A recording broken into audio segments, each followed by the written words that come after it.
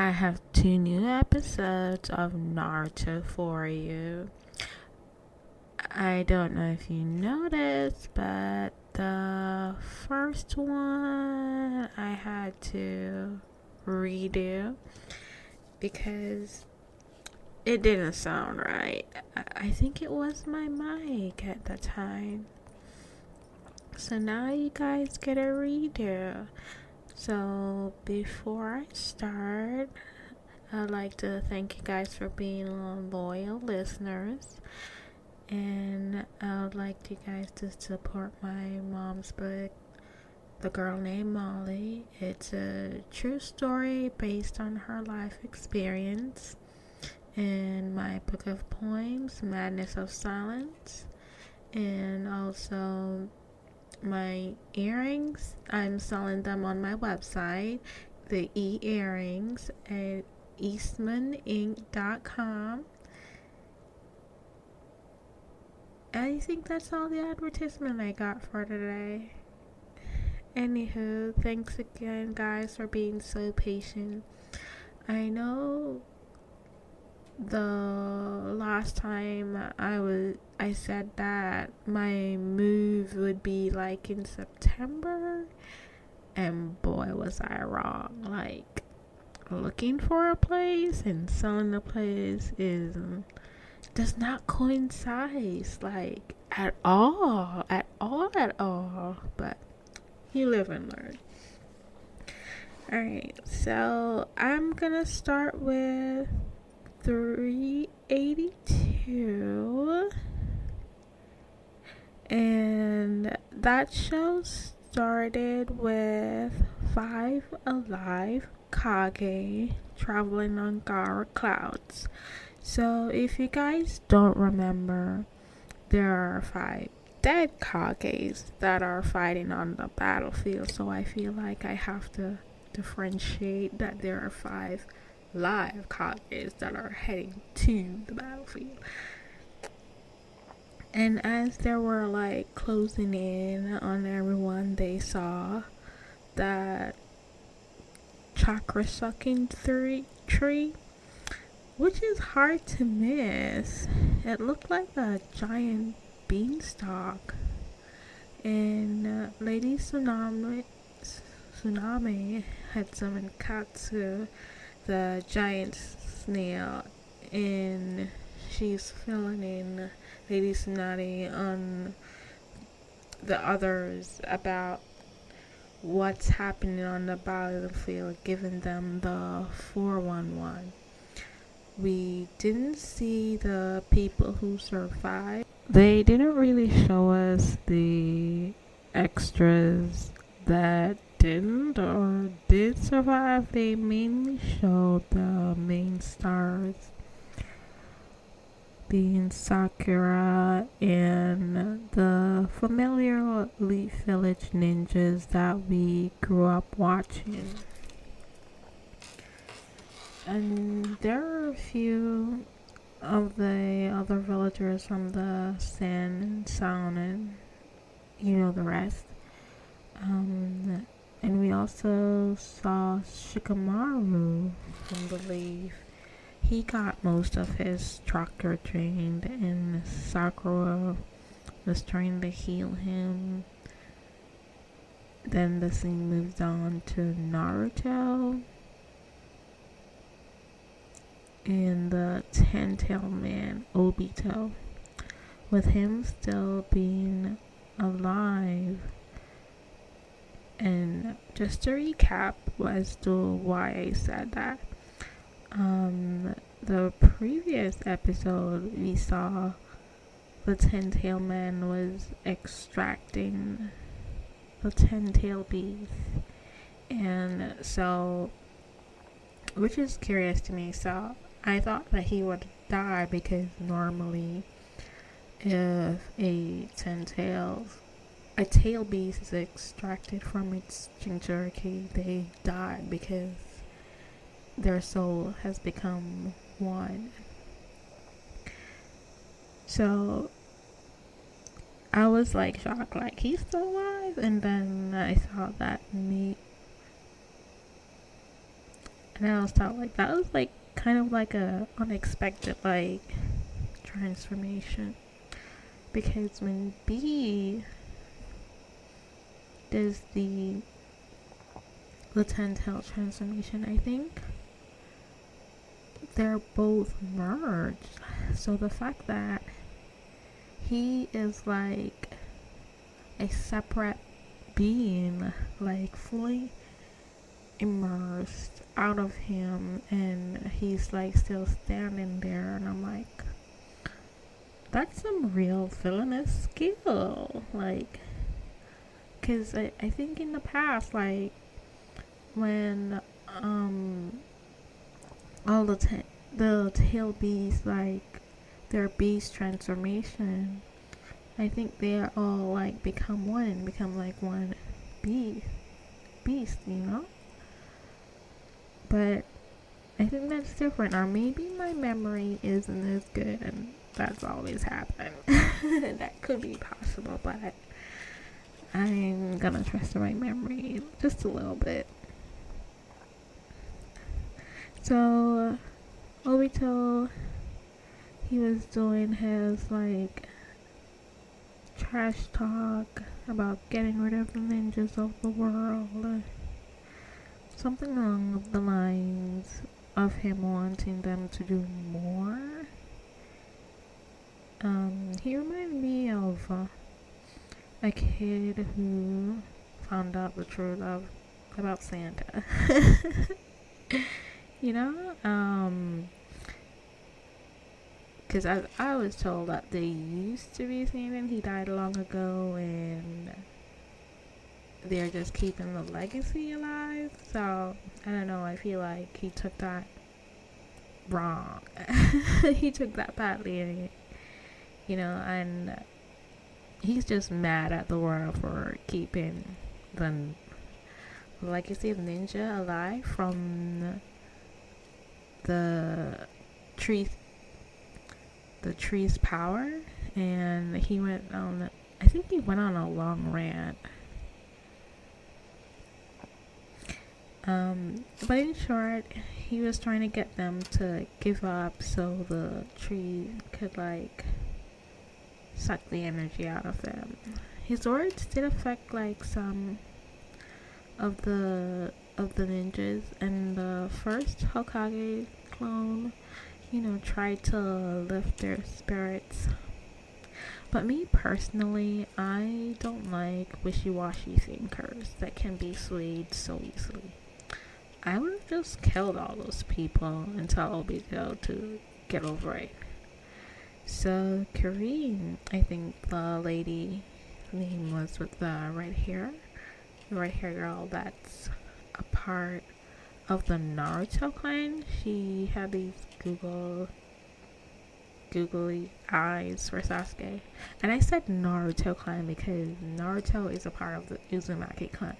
And being that, so it's kind of his clan right now, because he's like one of the few survivors, you know. And I hate like that they didn't like while he was growing up, they didn't give him Naruto any heritage background, you know. Like he was just like a nobody, and I feel like that's just disrespectful, you know, because everyone had their original where their clan comes from and all that stuff, but he was just like walked over. So uncool.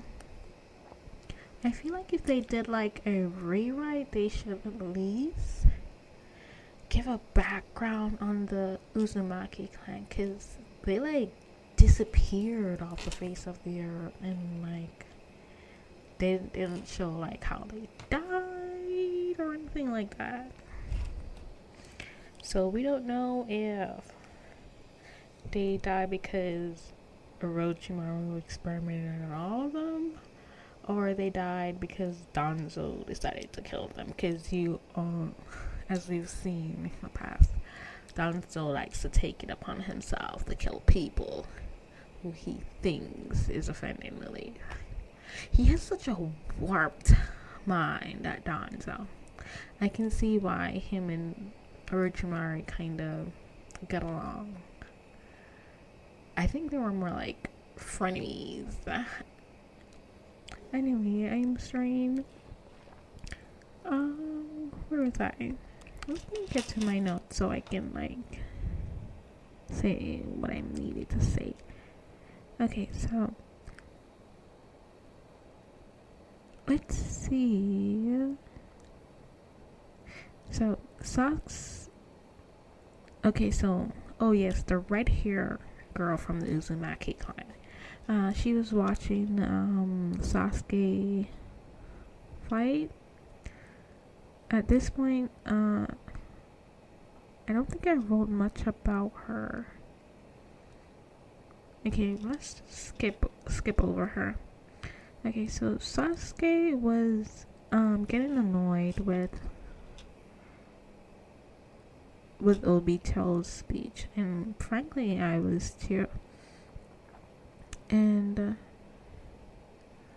the first Hokage, the one that's not a clone that's battling with Madara, wanted to know why the flower ain't blooming. And since we're recapping, for those who don't know what flower I'm talking about, so the giant beanstalk tree that I mentioned earlier, in the previous episode, it like sprouted up. It was supposed to be a part of the Project Tsukinomi. I hope I'm pronouncing it right. As Tsukinomi. I think it's Tsukinomi. Like, whatever it is, the Tsuki is in there. Okay, so I think I'm not sure. I think it's based on the amount of energy like it drains from the ninjas, like that gives it the power to bloom. And being that they don't know much about it, he was trying to get intel from Madara, and Madara says that as he's like enjoying his fight, because they can multitask, fight and talk at the same time, and he says that the process will take 15 minutes and hopes by that time he'll also devour the first Hokage and take his power, as well as switch places with Obito and be the next Jinchuriki. Like, that Madara is ambitious. And it does sound kind of cool, to have that, like, all-powerful enemy. But at the same time, I would have wanted to see, like, the Nine Tails merge and be whole again.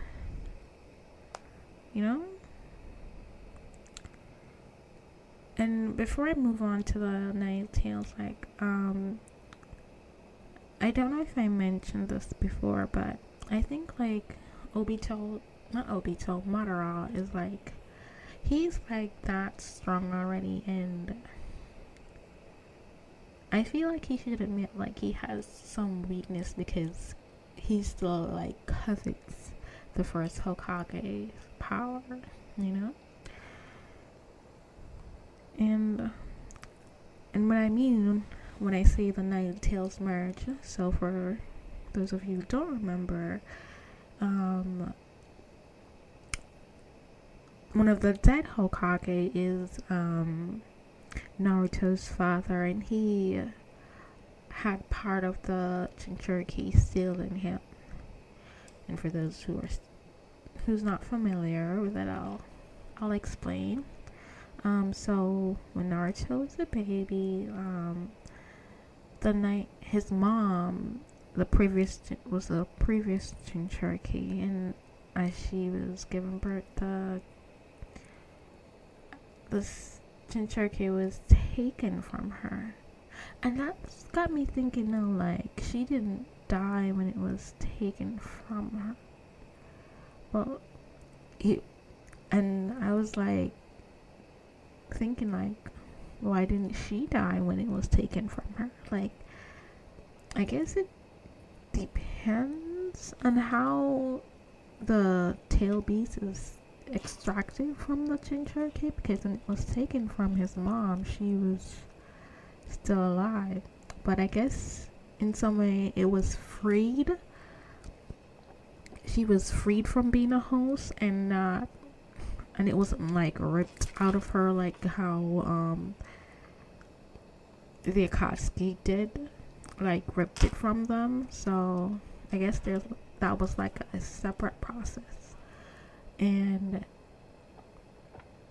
I think Obito was the one who did that. And and if you watch like the replays, like he was able like to get a lot of the information on finding Kushina, that's Naruto's mother, through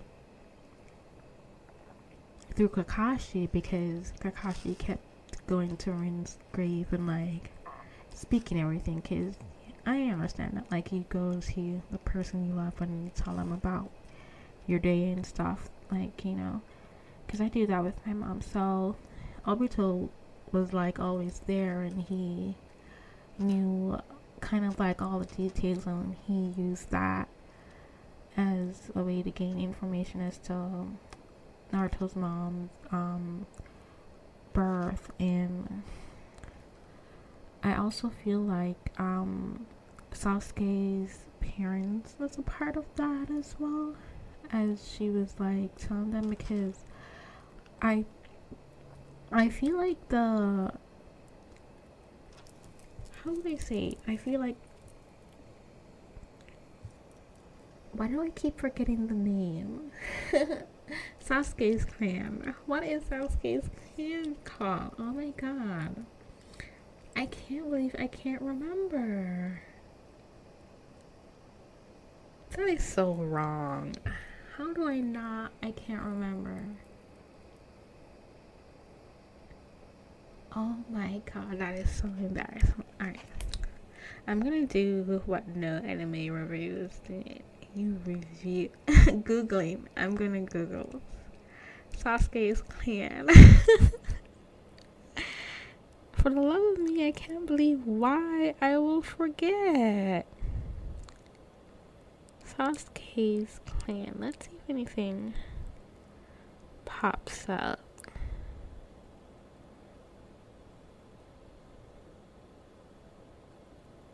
The Uchihas. Oh my god. How can I forget the Uchihas? Okay. I feel so bad that I forgot the Uchihas. That is just so wrong. I feel like that's so wrong. I feel so bad not remembering the Uchihas. Alright, so where was I? Okay, so I was like explaining about Naruto's past. So Sasuke's clan was, I believe, was in cahoots with Obito. I don't think all of them were. I think maybe he did it through one person who was the leader, and the leader just like kind of like, who was Sasuke's dad, just like just translate what Obito told him.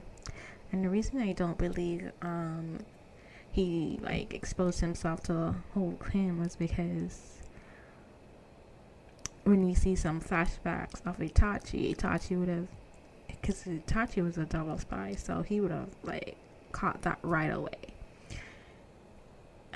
So I believe both Sasuke's mom and Kakashi kind of like, you know, like kind of gave away like Naruto's mom's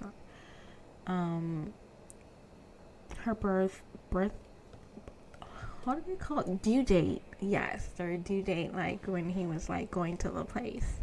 So I think both of them kind of played a role in like, and so Toby was able to find him and freed the Nine Tails, and so his dad had to subdue the Nine Tails, and the way he did that was he split the Nine Tails in two. He sealed half of it in himself and half in Naruto. So for those who didn't get it, now you do. When I said I want the two tail beasts to merge, I would like to see that the tail beast from Naruto's dad and Naruto's tail beast to merge and become whole, because I feel like Naruto's dad will disappear soon, and I don't know if I mentioned it in a previous episode, and the reason I feel that is because, like, with that jutsu, like, if you've, like, come to terms with your non-regrets, then you start to disappear, and I feel like with him battling with his son, you know, like, is kind of like bringing him to that moment he no longer has to regret, because he's gotten to know his son, and I think probably that's one of his regrets, is leaving his son behind. And so the words of Obito were starting to also affect Naruto, and but more so out of like frustration, and he almost gave up, which made Sasuke more annoyed, and his actions set the battle mood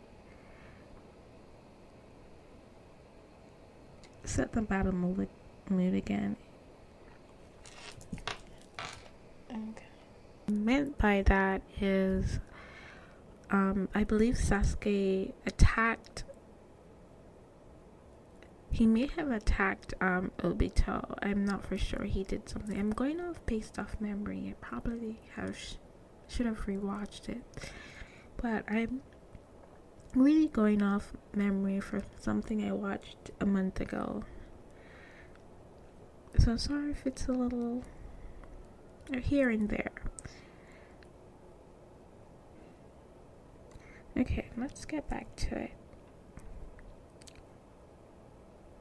Alright. And so the others, after the mood was like reset by those two, the others who were still panicky, Naruto's feelings were able like to transfer into them, and it brought their fighting mojo back. I have to say, I don't like the idea of having my past thoughts and feelings being shared with others. So kudos for Naruto for being okay with that, because I'm like, kind of get your own mojo. I don't like to share like that, like not my feelings like that. I wonder if he knew that was happening, because I know that he shared his chakra with a lot of practically all the ninjas that were on the field. So I think that shared chakra like created like a connection, but I think it happened because it more so because of Ino, and with her doing the mind telecommunication earlier that she did with what's his name again? Shikamaru. And I did skip over that part because that happened in the beginning, but because I wasn't interested, I kind of like skipped past it and went straight over to the Naruto battlefield, because I didn't really much care for that. So I think it's because like it was during then that the connection kind of stayed open, and somehow it evolved with just not just her like talking to them, but it also like shared like his past, his feelings, and his struggle, and how he got got to be who he is.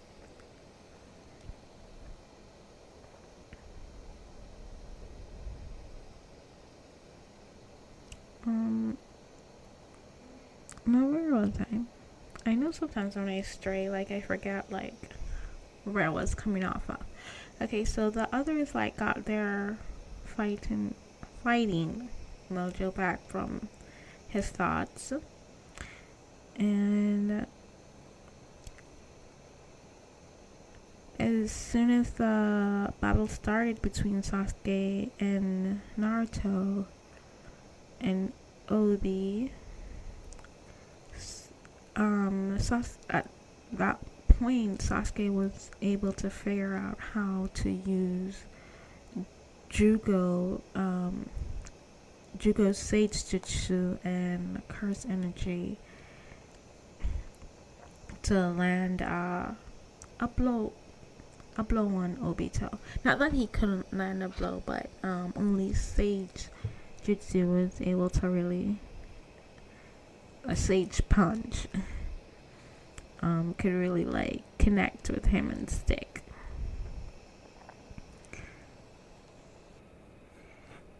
Okay, so also they were able to connect with the first Hokage's memories and feelings as well. So at this point, while the Hokage's feelings are being like transferred, like, you know, there were like a few ninjas that were also feeling like discouraged and could use a bit of hope.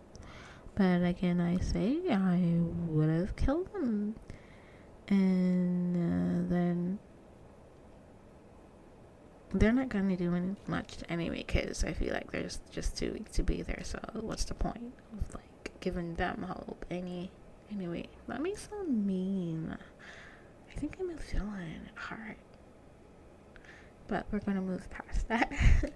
So in the first Hokage's memory, you see how the Fire Nation was required, and I couldn't believe that he and Mara, like, they obtained all the tailed beasts, and that was like, wow, they were like the most powerful nation. They had like all the tailed beasts, and I think except for Shikaku, the one tail. I'm like, damn.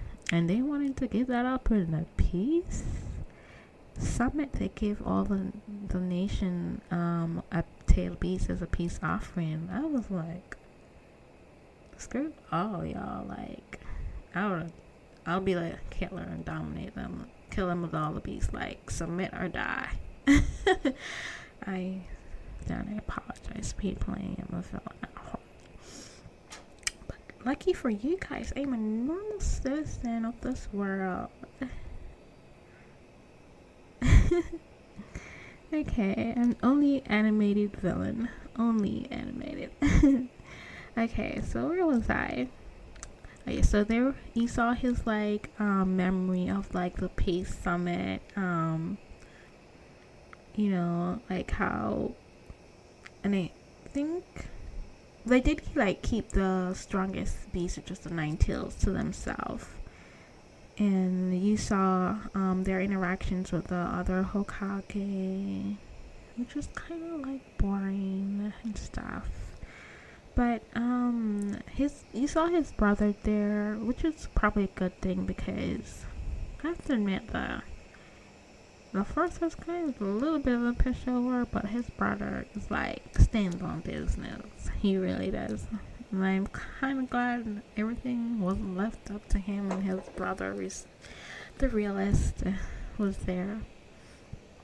But I am curious, though, like, to know what happened to the first Hokage's clan, because we don't know what happened to them. Just like the Uzumaki clan, we don't know what happened to them. We only know that he had like a grandchild. I think it was two grandchild, like her brother, maybe Tsunade's brother, and that was it. Like, what happened to the rest of the Sunju clan? Like, how did they die? Did they all lose their power? I know, like, with the Uchihas, like, most of their eyes only really activate like through times of war when they have to fight. So I'm wondering if that's like the same with the Senju, like if it's not, if they're not constantly fighting, then the power of the eyes kind of like, slowly like goes away because they're no longer in need of it. I don't know, but they didn't say like what happened to the clan, because in the beginning the majority of the leaf was made of Sinju and Uchihas, and then other clans follow, but no one says what happened to the Senju. It's like, it's just weird that we never get like a Senju's backstory or Uzumaki backstory. Maybe something didn't. I feel like Orochimaru mentioned something about their past, and I can't remember in one of the episodes. He might have, but I would have liked to see a full detail, like a whole movie. I want a whole movie on what happened to those clans. Yeah, because I feel like that's just like unfair. Like, I'm left to my imagination, and I want to know. Okay, no, where was I? Yes, the Hokage Summit.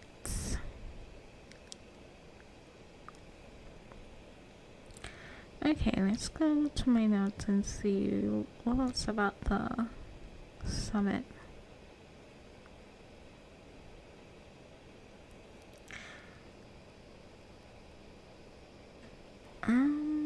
I think that was basically it for the first episode. Yeah, it wasn't particularly long. I think it ended. Yeah, I think it ended with the Hokages, the background memories into the Hokage's past. Wow, that was very short, I think. So that concludes 382, and in episode 383, the episode basically continued from the past memory of the first Hokage and the Hokage Summit, and we see the Sand Nation trying to bargain for their dry land. Since they already have a Chinchuriki, they wanted something different and have a little bit more of a political standing. And you see the other Hokage fighting over it, and it was like blah blah blah from there for me. So the 5 Live Hokage got inspired from the memories of the first, and I think everyone, like the other failures, did too. I'm sorry for calling them that. The other ninjas did too, and Zelda, Sasuke, and Naruto.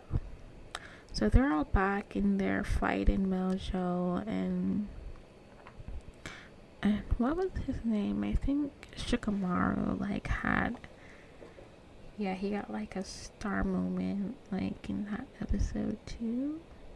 I think it was kind of lame, so I'm just gonna skip past his moment because it wasn't for me. Yeah, I don't know. Just to clarify, I do like Shikamaru's character, but I was just a little annoyed, just a little bit. Okay, so where was I? I think everyone's thoughts were still being connected, and you guys know my feelings on connecting thoughts with others. Annoyed. Alright, so again, like, I hate to say, like, but I would just count those weaklings. Just get rid of them all. Like, what purpose do they serve anyways? No wonder Obito can draw chakra from them. Because that's why they're like extra food. Alright. I'm gonna be a good reviewer. Alright, I'm gonna say something nice. So, the scene in the past was mushy and sweet. See, I can be nice. I can say nice things.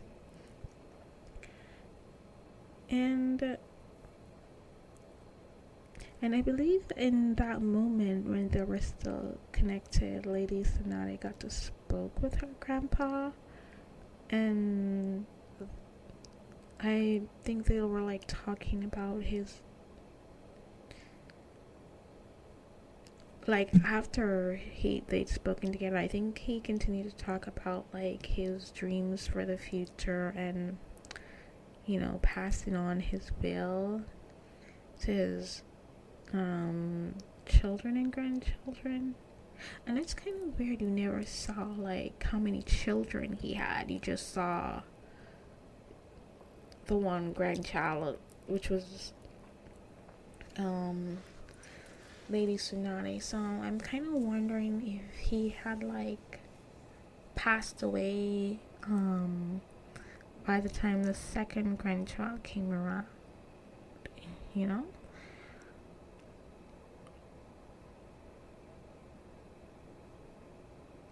Yeah, it kind of like gets you wondering. Alright, now where was I? I'm gonna try and stop Wander Away.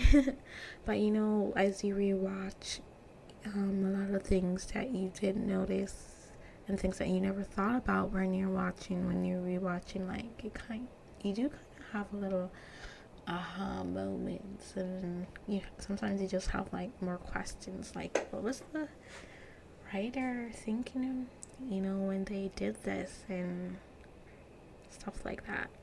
Okay, now where was I? Okay, so at this point I'm just wanting them to chop down that big tree. Alright. And for some reason I am impressed with Ten Tails' defense line. I think it's kind of pretty cool how the Ten Tails has got really some mad skills, defensive skills. I was like, I was here for it. So I'm glad that they didn't forget like Kakashi, because in this episode, like, they showed that he was still stuck inside that hole that Obito left him. And for those who don't know, it's not really a hole. It was like another dimension that they were fighting in. Which makes me kind of wonder if like Obito just left him there, to protect him, like, from not being like sucked in by the Suit Project, hoping he just stays stuck there and not be sucked in by Project Tsukinomo or being absorbed by the tree. Because in some ways I think he's not as heartless as you think, because I would just kill that man, like, and just be gone with him. But he still has a heart in there, and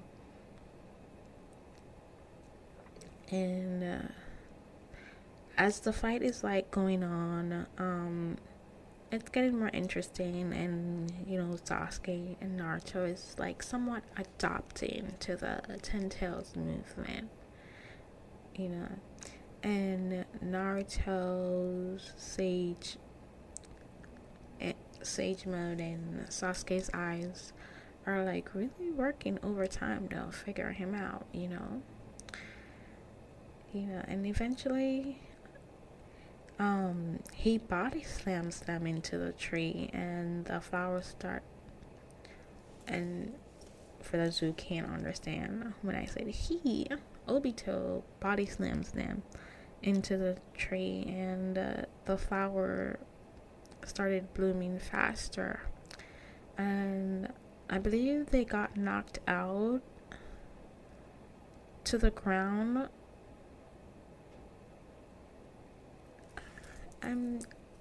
But I think the first Hokage saved them.